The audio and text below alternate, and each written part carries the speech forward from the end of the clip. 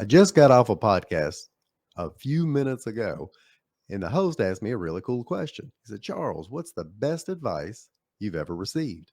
And a million things went through my mind. Well, you should always have the courage to step forward, punch fear in the face, put God before anything else, and 10 other great things that you should do. But the answer I gave him was that done is better than perfect.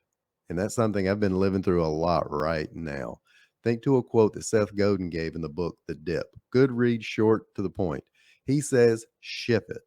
He doesn't mean putting something in a box and actually physically putting it out the door. But if you're caught between trying to make something perfect, 80% right is better than 99% perfect, because 99% perfect doesn't exist.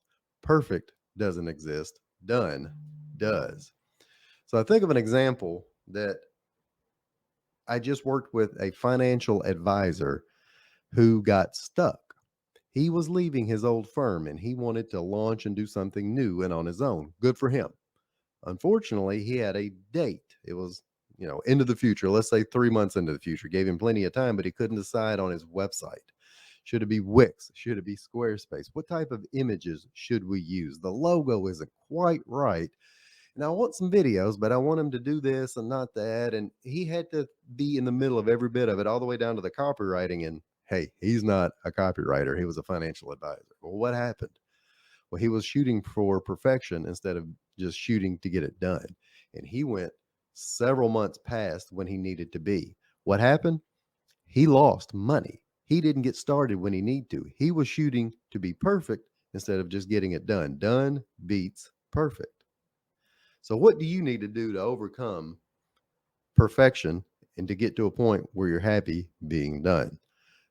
First and foremost, set a deadline. Use a stopwatch if needed. That's why you see me continuing to glance down, because I'm showing you the fact that I want to get this done.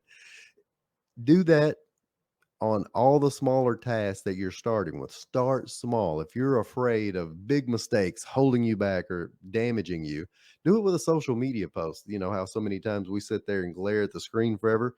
Get one out, throw in a grammatical error, an intentional issue, just to see what will happen, and you're going to be surprised. Out past that, hire other people. Let them do the work for you and deal with, little imperfections here and there. And then most of all, focus on the overall result, the bigger picture, your big goal that you want, because the little mistakes along the way won't mean much, because done is better than perfect.